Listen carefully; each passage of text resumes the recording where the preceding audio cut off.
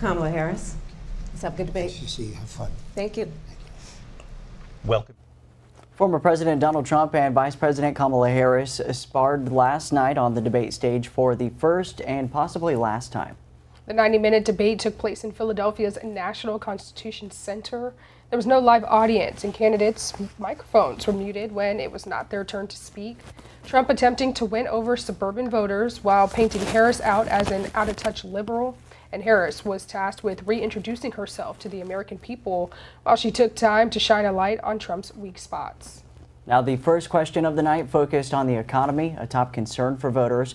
Trump and Harris both touting their respective plans while attacking each other's.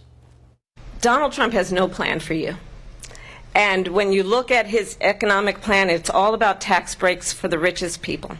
I am offering what I describe as an opportunity economy.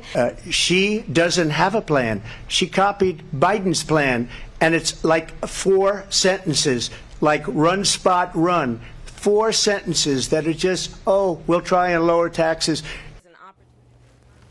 Harris and Trump both recently laid out more details of their economic plans. Trump is looking to expand his 2017 tax cuts and proposed cutting the overall corporate tax rate for companies that make their products in the U.S.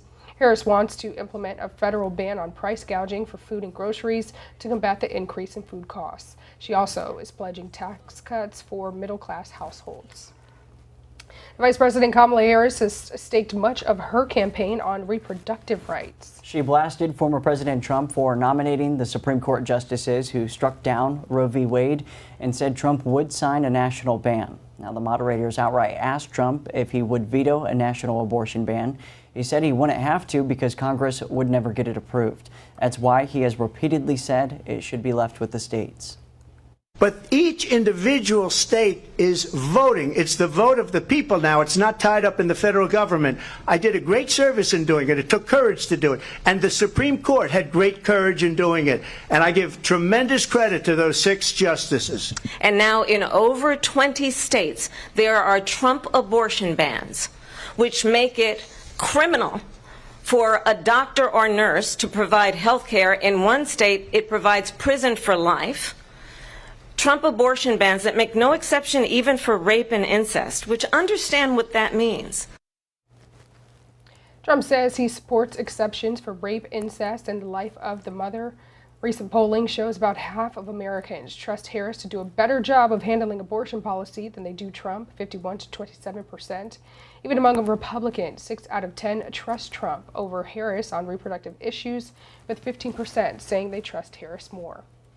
Now, Vice President Harris attacked Trump for pushing Congress not to pass an immigration bill ahead of the election. Former President Trump says Harris and Biden's immigration policies are destroying America.